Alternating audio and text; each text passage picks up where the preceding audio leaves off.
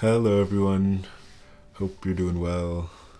It is currently October 2nd, which means the fall is just starting and it's almost time for holiday season. I like the summer, I also like the spring. It's something about the holidays and people just like cozying up and singing and the jingles and everything. I think, yeah, it just really warms my heart. So I'm always excited when the fall rolls around, and then obviously, it's a very pretty season as well.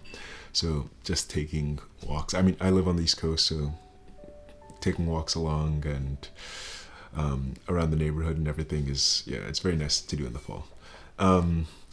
But anyway, for today's video, just wanted to talk about a few books that I've been reading recently, and just kind of talk about what's been on my mind and where my headspace has been over the last few weeks and last few months. I think it's been a really transformative period, especially the last 2 or 3 months in particular. I think there's been a lot of ups and downs, so a lot of growth, but also a lot of, tension and difficulty. But I think out of those difficult times has been a lot of opportunity to reevaluate the way that I look at things and really consider, the way that I'm orienting myself. And I'd say, there's definitely been some tension. There's been some harder times, but I think out of those hard times have come a lot of opportunity for growth. So I think I'm very grateful and hopeful that the stuff that I'm talking about in this video will be interesting, engaging, and hopefully it resonates with someone. Let's get right into it. So, like I mentioned, honestly, I think the last few months have been a little bit more difficult, a little bit challenging, just a little bit painful. I think that I was really, for the first time, sort of coming to terms with a lot of the ways that I view relationships and view my relationships with other people. And I was just kind of finding myself feeling a lot of envy and feeling threatened in a lot of ways. My little brother was doing a study abroad to a country that I've always wanted to visit, and I found myself feeling very envious of that. And then I had a friend who was, having a really wonderful year and also going abroad. And I found myself feeling very threatened by that, and as if her having this wonderful experience somewhere else was taking away from my own happiness, or that it was taking away from, something that I felt made me very special. And so I think that there was really a lot of tension in these last few weeks. But I think the reason why I'm really grateful, and the reason why I think it ended up being productive and fruitful, is because I think it gave me the opportunity to really reevaluate the ways that I was determining my own self-worth, determining my self-value, the ways in which I was looking at happiness from a mindset of scarcity versus a mindset of abundance, the ways in which I was sort of evaluating self-worth, and the ways I was sort of seeing what gives an experience or a person value.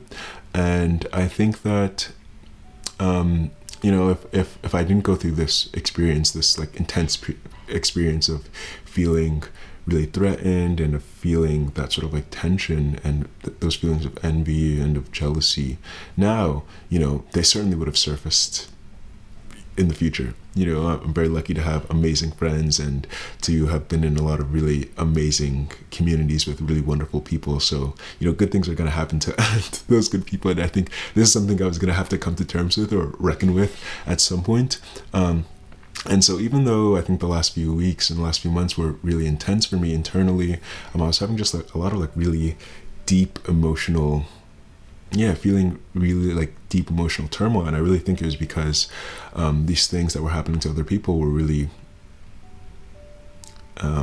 bringing out and almost surfacing some of my some of my deepest insecurities, I guess.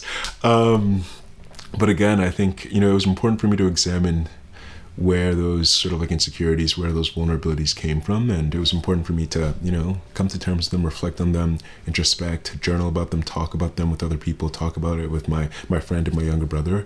And I think ultimately it's led me to a happier, more open-minded place. And so it was definitely difficult at times. I don't know I'm sure people can relate to the experience of having a lot of a lot of difficult emotions that you're processing then, manifest it in dreams and in not necessarily nightmares, but just like in unpleasant dreams. And, you wake up and it's very clear, it's like right on the nose what your brain is trying to tell you, how your brain is processing these things. So I think I was having a lot of that, but ultimately I think on the other side of this, I think was a lot of just a lot of growth. And I think that it was just a really good opportunity for me to reevaluate how I'm orienting and just look at the ways that I'm like looking at value and happiness and joy and what gives something value, what gives an experience value, what makes me worthwhile. So to that end, let me stop with my rambling and let's actually just like get into the books. So I was reading, in that period when I was feeling a lot of that like tension and just feeling, honestly like a bit overwhelmed and all these things that are like I could really just like feel it in my chest when I would think about these things. I think generally when I'm sort of having a rough time, I tend to gravitate towards bookshops and bookstores, and I think I tend to find the wisdom that I'm sort of looking for in books and in literature and in the experiences of others. And I think oftentimes like bookstores and bookshops, even just like being in that environment with other people that are perusing through and searching for books, I think it really is very healing for me, and it just allows me to I don't know, there's like a sense of comfort. It's like a place of comfort for me. So I found myself sort of stumbling into a bookstore in New York and honestly just kind of like searching for something that would help ease some of the emotional pain that I was that I was having. I mean, I'm making it seem like a big deal. I think internally it was like intense, but I mean ultimately like it's not like anyone like passed away or anything. Like these are all I think I can validate my experience but also acknowledge that it wasn't the end of the world. But anyway, so I found myself stumbling into a bookstore and honestly just kind of looking, knowing that I wanted something that was a little bit more philosophical, maybe self-improvement related, maybe also spiritual, maybe also, I don't know, religious. And I ended up stumbling and getting into kind of like Buddhist texts and Buddhism, which again I am just so grateful for, because I really think it was the knowledge that I just really needed at the time, and it was the wisdom that I was looking for. And I'm so grateful that I was able to stumble upon this kind of like whole philosophical area and really see the transformative effects of internalizing some of those teachings, and it just really feels like I stumbled upon a lot of wisdom. So I've grew up going to church and have been somewhat religious. Some people in my family are much more religious than others, but I've never been like super religious. Even though I would have spent a lot of time going to church growing up, I wouldn't really consider myself I wouldn't consider myself like a religious person. But that being said, like religious, concepts, religious spaces, religious ideas aren't anything new to me, especially seeing the ways in which people in my own family have oriented themselves through religious teachings and have internalized religious teachings to then, sort of like navigate being a good person. And so I think that I grew up with that sort of open-mindedness to spirituality and well, maybe not spirituality but to religion, in terms of teaching you how to morally navigate the world.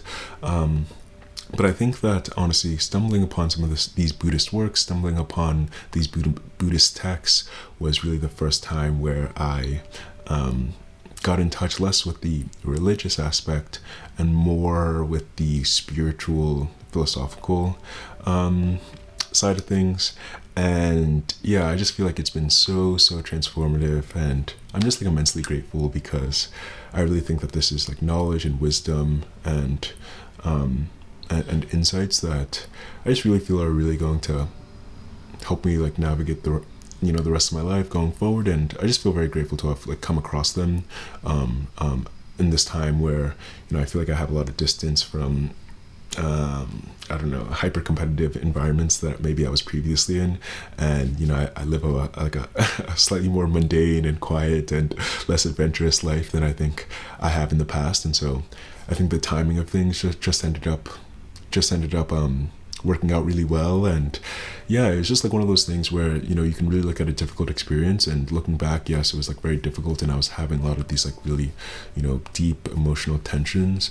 But on the other side of it, just feels like I was really able to, it was really an opportunity for growth, which again is like another thing that Buddhism sort of puts forward and teaches. But yeah, I'm just immensely grateful, and so I hope that maybe some of what I'm talking about can resonate, or maybe help someone else if you're sort of going through some intense emotional times. And, you know, I guess, when are we not going through intense emotional times? You know, the world there's obviously, you know, so much difficulty and so much suffering going on in the world, and, you know, so much, you know, hatred. And I think, you know, if I can just be a single droplet of bringing forth some of those themes of kindness and compassion, and you know, just getting back into touch with our, you know, humanness and our human nature and our internal human goodness, you know, I hope that can just like help someone. So yeah, I know I've been talking for like 10 minutes and I haven't even gotten into the books, but I've been reading a lot under like Buddhism, and the book that I first stumbled upon was actually the Art of Happiness, which is co-written by a psychiatrist named Howard Cutler, and then also the Dalai Lama. And so the way that this book sort of is oriented is, I think it's a series of conversations and interviews with the Dalai Lama, who's kind of like talking about Buddhism, and is kind of like teaching about how, you know, we can sort of like achieve happiness. And the overarching theme is kind of like trying to cultivate these sort of like positive mind states, and restrict the more negative mind states, and sort of like thinking about, okay, what are the things that sort of bring about positive mind states? Positive mind states being like, you know, compassion, you know, equanimity, being peaceful, feeling joy for other people, being in a loving headspace, and you know, the things that sort of bring about the sort of more negative mind states, like, you know, anger, hatred, jealousy, envy, a lot of the things that I was feeling. Yeah, a lot of the deep emotional things that I was feeling. So this book was, I think, a really great introduction for me, because it sort of set the groundwork for some of the ideas without actually, you know, without me feeling like indoctrinated, like, oh, I'm all of a sudden, you know, now going to internalize all these dogmatic, you know, Buddhist principles or anything like that. But no, it was just kind of like talking about, okay, like, you know, we all sort of have this want and desire to be happy. We all sort of like have this right towards happiness, and, you know, there are certain things that we can do that sort of like cultivate more positive mind states that lead towards happiness, and there are other things that we can do that cultivate more negative mind states that ultimately don't lead towards happiness. So this was a great book. Honestly, I'm thinking that there's honestly a lot of books here, and I think maybe what I'll do is do like a deep dive on each. I don't know if anyone has any ideas of like the kinds of videos that would be helpful. I really think the spirituality stuff has been really impactful to me, and so I do want to talk about it, and I'd love to like share some of the wisdom that I've learned. And honestly, I also think that it's like antithetical or opposed to, I think, a lot of cultural phenomenons that I think a lot of us observe either on social media or just going on in the world right now, and a lot of the polarization, or a lot of the sort of like hyper individualist, you know, selfishness and sort of like hustleness, you know, the stuff that sort of like come as a result of American society, very like entrepreneurial society. And I think that, yeah, just a lot of the stuff I'm like realizing is like, wow, like it's been very transformative for me. And yeah, I hope that like talking about it can also open the door for other people to also access these things that I've just found so much wisdom in. So let me also talk about the other books. So this is like Radical Acceptance by Brach, who is a Western leader and teacher of Buddhism. And this book is ultimately more about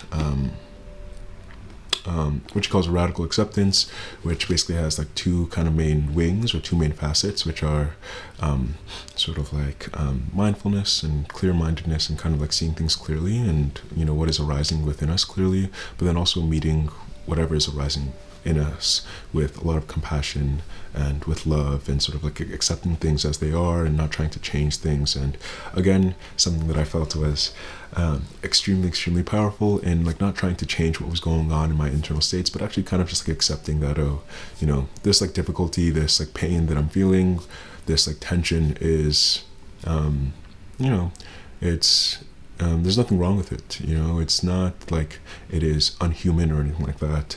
It's actually like deeply human. And you know, by like recognizing, you know, this sort of pain, actually it opens the door for me to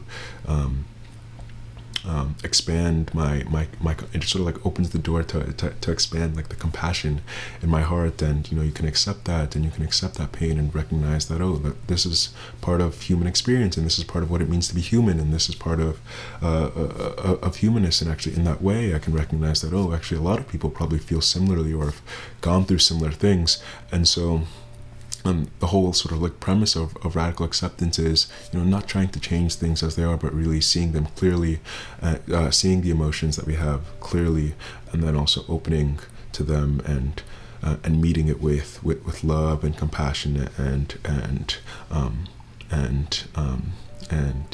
sort of embracing it. And I think honestly the most powerful thing that really stuck with me in this book is how it talks about worthiness. And this was really important to me because I've sort of like fallen into this self-improvement, not necessarily trap, but I've fallen into the self-improvement cycle where, you know, you're so fixated on achieving a certain goal, or you're so fixated on learning something, or on improving, or on internalizing, you know, some new ideas, which I guess one could say about this whole like Buddhism thing. But I do think I'm approaching it from a different mind state than I have in the past, which is that, you know, you are worthy just like as you are, despite all your faults, despite whatever like imperfections that we all might have. You know, that doesn't take away from our fundamental value as human beings, from our fundamental intrinsic worth as human beings. And you know, like, you know, whether you get that job that you wanted or not, or whether, you know, you achieve the financial success that you want, whether you know, get that house that you want, you know, it doesn't change your worthiness, and it doesn't change the your intrinsic inner human value. And so I think that this was really important for me because it sort of put forward this idea that, okay, yes, like, can work to improve, and we can work to, you know, try and engage in the world in healthier ways and with more compassion, more love. But ultimately, you know, like, we're not doing these things to fill a void.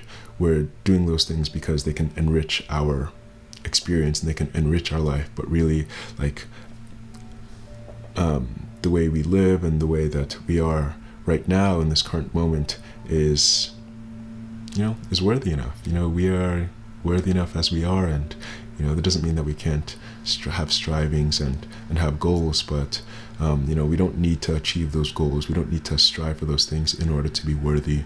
I think that this was like a very like deeply impactful and important, and I think it just took me a while to realize and internalize and just really see clearly that we are worthy as we are, and how caught up we get. You know, Brach calls it this like trance of unworthiness. We really do just get caught up in it, and it separates us from ourselves.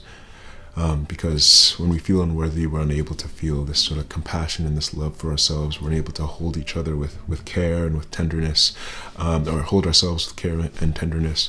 And it separates us from others because, you know, we become fearful, we become scared of judgment, we, you know, push each other aside, we're quick to judge, we're envious of others. And, you know, for anyone who's watching this, you know, just because it really took me a long time to, yeah, like I said, to learn this and to realize it and to really believe in it. But you know, you are worthy as you are. You know, when you trip and fall, you're worthy. When, you know, you make a mistake, or you know, you pronounce something incorrectly, or you know, you drop your you drop your glass of coffee or your cup of coffee, or you know, you drop your glass of water, or you know, when you get into a fight with your friend or your partner or your sibling. You know, despite all those things, you're worthy from just being a human being, and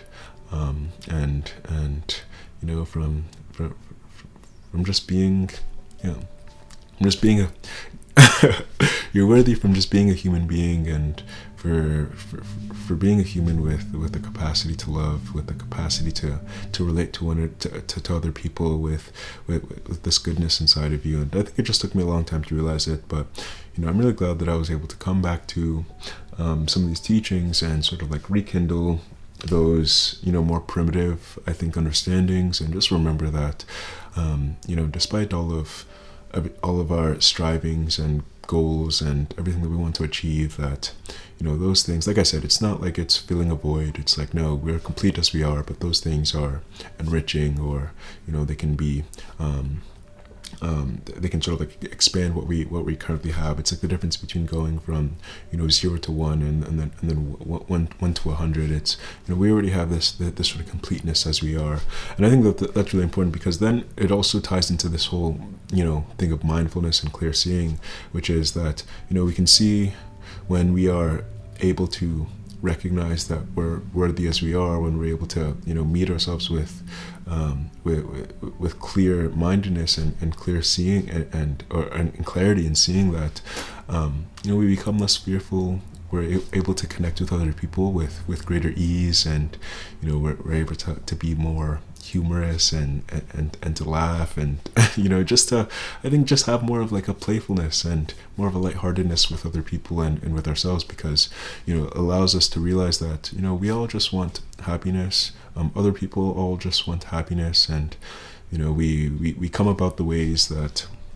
we operate in this world in really honest ways. Someone who has a more angry disposition, or someone who is a bit more irritable, that person would have had lots of experiences that would have shaped them into having that, those personality traits. But fundamentally they all want the same thing as we do, and so I think that this idea of like worthiness, and realizing that, oh no, actually we're okay as we are, and then being able to meet ourselves with compassion is really a gateway to unlocking meeting others with compassion, to recognizing that yes, we all have our faults, but those faults don't take away our own worthiness. And it really just, I think, has unlocked the ability to just like connect with other people on really just like a human level, as like human beings. I think like earlier in the year, when I was reading a lot of Baldwin and Maya Angelou and Angela Davis, I was sort of almost like getting caught up in this narrative that other people that aren't people of color, or that aren't BIPOC, or that aren't Black,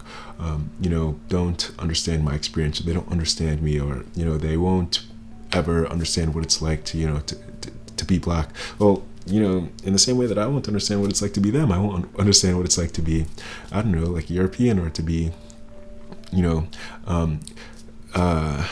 from other countries, to be Canadian, or to be from India, or whatever. And so I think that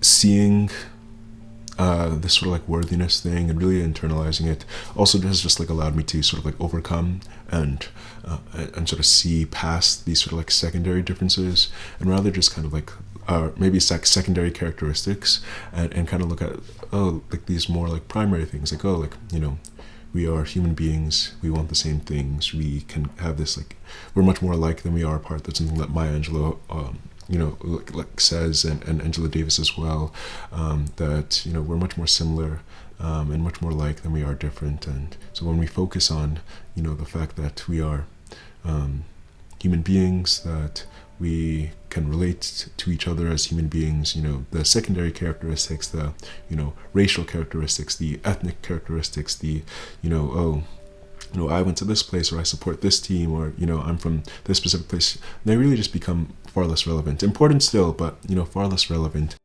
But so important still, but ultimately far less relevant than the fact that we can just connect as simply as human beings. And there's so much that brings us together from the fact that we share this common human experience.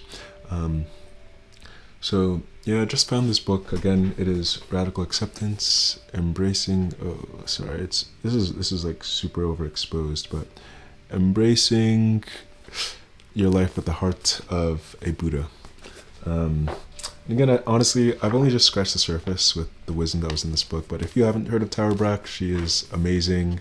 I believe she's also a psychotherapist. So is really at this wonderful intersection of being able to take Buddhist wisdom and combine it with sort of like Western psychoanalysis and psychology and therapy and therapeutic practices. So yeah, tremendous book. I think it was very eye-opening for me. And there's also a few more here. So there's some books by Pema Trojan that I also picked up.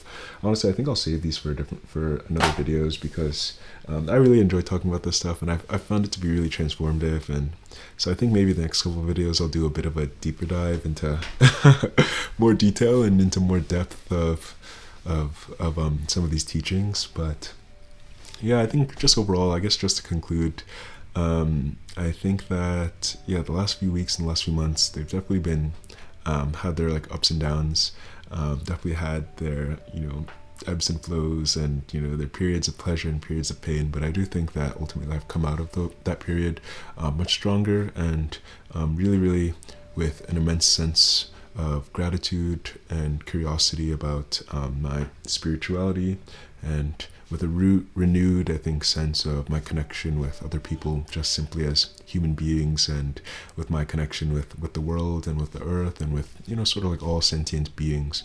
And honestly, I think with a renewed confidence, taking some of these principles of self-compassion and treating myself with kindness and treating myself with love, but also seeing clearly what's going on inside of me.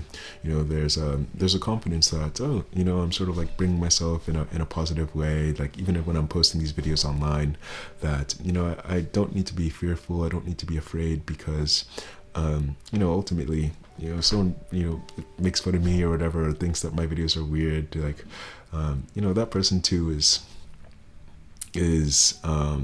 that person may be thinking those things, but ultimately they are the same as me, in the sense that all they want is happiness. They're striving for the same things, and so I can still meet those people. Anyone, I can meet people who aren't my biggest supporters, or who aren't my biggest fans, even them, through this lens of compassion and kindness and goodness, knowing that that I can sort of connect and relate with them as human beings. So I would also just say this renewed sense of confidence about sort of like navigating the world, and just putting less pressure on myself as well. Just less pressure to be the best at everything, or to have, I guess, less of an attachment to outcomes, again, like another like Buddhist teaching. But yeah, just less pressure about how things have to turn out, and less pressure about how things need to be, and just realizing that there's worthiness, and I'm complete as I am, and it doesn't take away my strivings or anything, but rather than looking to those strivings as like a destination where I will acquire happiness, instead I can kind of see, or acquire sort of like worth from the lens of other people. I can look inward and sort of find that worth within myself, and understand that I sort of intrinsically have that worth, and that I don't need to worth isn't tied to exclusivity, and it's not tied to having these like rare or like unique experiences, and it's not tied to status and all of that. But it's a very intrinsic thing, and it's something that we all carry, it's something that we all have. And I'm just feeling like, coming out of this, I really do think that it was like an important spiritual exploration for me to sort of have. And obviously I'm only at the beginning of this journey, so I if it's not clear already, I think that I just really have like a sincere and honest feeling of like gratitude for sort of having found a lot of this like wisdom in these teachings. And I think that I've really been able to sort of like verify the value, and I think the truth in the teachings, by applying them to my own experience, which has then made me feel even more determined, and feel even more, or see it with even more clarity, that okay, like these things that I'm learning really do seem to be rooted in experience and in truth, and in seeing things very clearly for what they are. So I think that's pretty much everything that I had. Again, I think what I'll do is I'll maybe do some like deeper dives, and I don't know if anyone has suggestions for the kinds of videos that they would like. I'm hoping to start posting more as well.